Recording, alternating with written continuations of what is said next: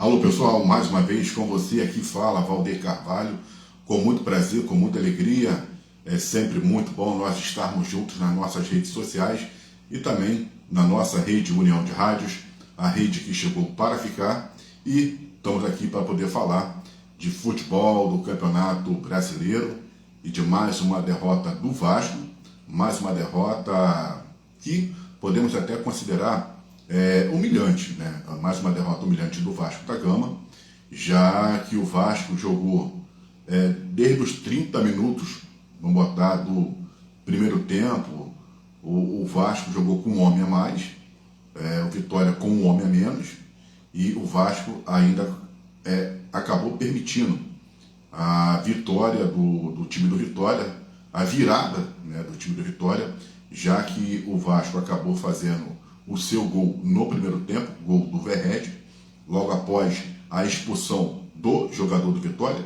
Um jogo que parecia que estava até tranquilo para o Vasco, que o Vasco até conseguiu dominar a partida no primeiro tempo, conseguiu fazer um bom jogo, o Vasco conseguiu dominar o Vitória no primeiro tempo, então parecia que estava tudo encaminhado, a vitória do Vasco seria ali sacramentada e o Vasco conseguiria sair, né, daquela ali próximo da zona do rebaixamento. O Vasco estava muito próximo à zona do rebaixamento. E o Vasco com 7 chegaria a 10, subiria mais ali umas posições, então o Vasco ficaria um pouco fora da zona do rebaixamento. E aí veio o segundo tempo e o técnico do Vitória fez umas substituições, foi muito ousado, porque ele botou o time para frente, né, preferiu não defender, não recuar o time, botou o time para frente. E aí, com as substituições, o time do Vitória começou a ganhar campo e parecia que quem estava com um homem a menos, na verdade, era o Vasco da Gama. E o Vitória é quem parecia que estava com um homem a mais. E aí o Vitória começou a vir para cima do Vasco, começou a criar oportunidades, e o Vasco se defendendo, né? Se defendendo. É impressionante como que o Vasco tem essa carrega, esse trauma, esse peso do segundo tempo. O Vasco sempre vai mal no segundo tempo. E mesmo com um homem a mais, quando tudo a gente pensava, não, o Vasco não vai, né, ter esses episódios, não vai passar por aquela fase, não vai ter esses traumas de segundo tempo. Então, o que a gente não estava assim, acreditando, mas já estava vendo pelo posicionamento do Vasco, então acabou acontecendo que foi o primeiro gol, o gol de empate do Vitória, marcado pelo Renato Kaiser, que é um jogador do Vasco. Então aí nesse jogo hoje imperou a lei do ex, né? Já que o Renato Kaiser também ele é da divisão de base do Vasco da Gama. E o Vitória começou a gostar do jogo, o Vasco faz substituições, e aí bota o Lloyd Augusto, mas eu acho que o erro do Vasco também foi ter colocado o Lloyd Augusto, porque com o Lloyd Augusto, o Vasco passou a ter um jogador a menos, por mais que ele possa fazer, ele é esforçado, faz as suas firulas, mas é um jogador que ele não tem a noção de cruzamento, ele não tem essas noções, ele é assim, como que a gente pode falar, é muito impetuoso, mas não tem inteligência. O Lloyd é um jogador que não tem inteligência, ele faz os cruzamentos, é bola forte, às vezes ela mal cruzada, está em fora de sintonia com aquilo que os jogadores que estão ali na área estão esperando. Ele faz as firulas dele, né, que ele já fazia lá da onde que ele veio, e tenta se manter no Vasco da Gama com essas firulas, porque ele veio com uma promessa de ser um bom jogador, um jogador rápido, vibrador. Então, quer dizer, mas aqui no Vasco ele ainda não está conseguindo desempenhar essa sua função, esse seu futebol, né? Então, até porque ele falta ainda muita inteligência. Então, quer dizer, com o Lloyd, o Vasco de fato ficou com um homem a menos. Então, o que acontece? E aí, mesmo estando numericamente com um homem a mais, mas com o Lloyd, pela forma do Lloyd jogar, né, o Vasco acabou ficando com um homem a menos, porque se tivesse colocado um outro jogador tecnicamente com inteligência, né, então o Vasco poderia até ter tido um resultado melhor. Mas com o Lloyd, infelizmente, muita correria, igual algumas ditados, algumas filosofias que a gente escuta. muita força e pouca inteligência. O Lloyd, às vezes, tem muita velocidade, mas pouca inteligência. Isso não é bom, né? Acaba prejudicando. E aí, quando aquilo, o Léo Jardim, né, fazendo ali o que podia, mas o Vitória insistindo também pelas laterais, teve um lance lá, onde o jogador do Vitória, ele faz ali, ele toca na bola, ela bate na trave e vai para fora. E daí que vai surgir o segundo gol do Vitória. O primeiro gol sai de uma falta em que o Felipe Coutinho faz lá na lateral, e aí no cruzamento, foi até um lance meio bobo do Felipe Coutinho, não precisava ter feito aquela falta, e aí nessa cobrança de falta, sai o primeiro gol do Vitória, gol de empate. E aí o segundo gol do Vitória também vem de um escanteio, de um lance que tinha acontecido, né, que anteriormente ao gol do Vitória, a bola bate na trave e vai para fora. E depois acaba acontecendo esse lance do gol do Vitória. Mais uma vez o Renato Kaiser vai lá presente, aproveita o escanteio, então faz o gol.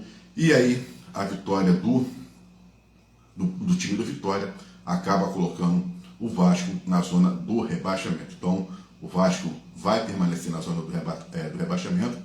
E tem mais um jogo difícil. Fernando Diniz, já na segunda-feira, assume o Vasco com um problemaço, assume o Vasco já na zona do rebaixamento. O que todos nós não queríamos, mas era aquilo mesmo que já estava, né, assim, claramente que iria acontecer, seria a entrada do Vasco na zona do rebaixamento.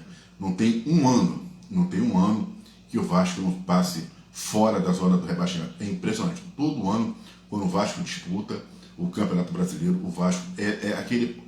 A gente é o seguinte: você tem os times que são postulantes aos títulos, né, ao título, ou então a zona ali da Libertadores. Você já tem os times que você olha assim, esses times vão brigar ou por vaga na Libertadores, ou vai brigar por título. E o Vasco, nós já sabemos onde o Vasco vai brigar. Ele vai brigar por zona do rebaixamento e para fugir da zona do rebaixamento. Todo ano é isso. O torcedor do Vasco não tem sossego, ele não tem paz. Não tem um ano que o Vasco fique fora da zona do rebaixamento. E o que é uma vergonha, porque é aquilo que a gente fala: nenhum time aceita perder para o Vasco, nenhum time. E o Vitória mostrou ao Vasco como é que se joga dentro de casa. Mesmo com um homem a menos, ele se impôs, buscou o resultado, foi para cima, foi ousado, botou um time mais ofensivo, buscou a vitória. Ele quis a vitória e acabou conseguindo, por causa de quê? É o Vasco da Gama, é aquele time que todo mundo sabe, não, isso daí, no momento, estamos com 3 pontos garantidos. Então as pessoas, porque sabe das jogadas do Vasco, né, que é sempre pelas laterais com cruzamento, e também o meio de campo do Vasco, que é um meio de campo deficiente, que sempre permite, né, ali o avanço do adversário, e uma defesa também que às vezes, até que os zagueiros tentaram se colocar bem, mas também estavam muito vulneráveis, né? Então, impressionante que os jogadores do Vitória conseguiram entrar com velocidade. E é o que a gente fala: o Vasco terá que ter um preparo físico muito bom, muito bom. O Felipe acabou, porque o Hugo Moura, depois dos lances capitais que ele cometeu, ele hoje não entrou como titular. Aí quem estava era Paulinho já estava com cartão amarelo. Então, para não sujar, o Felipe preferiu tirar o Paulinho e botar o Hugo Moura no segundo tempo. E aí, né, o Vasco, ele até fez ali alguns lances, mas acho que mesmo o Paulinho com o cartão amarelo, era melhor continuar no jogo do que botar o Hugo Moura. Mas aí foi uma decisão do Felipe, né, e a gente até entende, porque com medo de repente o Paulinho já está com o cartão amarelo, tomar o segundo cartão e acabar sendo expulso e ficar 10-10. Mas mesmo assim, ficando 10-10 ou 11-10, o Vasco acabou perdendo, acabou sendo derrotado pelo Vitória. É mais um dia de meme, né? Porque você, com um homem a mais, você, permitir, né, a reação do Vitória. O Vasco tomou o gol o Vasco tomou o gol da virada aos 44 minutos do segundo tempo. 44 minutos do segundo tempo foi quando o Vasco levou o gol da virada. Impressionante, sempre é isso. sempre no finalzinho do jogo. Aí o Vasco já estava sem reação mesmo, estava entregue, já estava batido, tomou o gol, né? Quando o Vasco tomou o primeiro gol, ele já se entregou, e no segundo gol, então, o Vasco aí morreu, não mostrou nenhuma reação. Então, infelizmente, é isso. Vasco, e sempre quando tentou foi muito mais em jogadas do Lloyd, ali pela lateral direita, mas os cruzamentos sem precisão nenhuma, sem inteligência nenhuma. Então, quer dizer, facilitou muito a vida do Vitória. Agora, próximo jogo do Vasco vai ser na terça-feira contra o Lanús pela Copa Sul-Americana, e aí, né, vai ser mais um dia, mais um período desesperador para o Vasco da Gama, a não ser, né, porque Fernando Diniz já assume na segunda-feira, e vamos ver o que ele pode fazer mesmo sem treinar o time, né? Como que ele vai chegar ali e vai estruturar a defesa, porque é um jogo difícil contra o Lanús vai buscar logo vencer esse jogo para poder já estar classificado, para que ele possa ir diretamente para as oitavas de final da Copa Sul-Americana. Então, é isso. Então, vamos lá. Vitória 2-1, virada do Vitória para cima do Vasco. Vasco na zona do rebaixamento.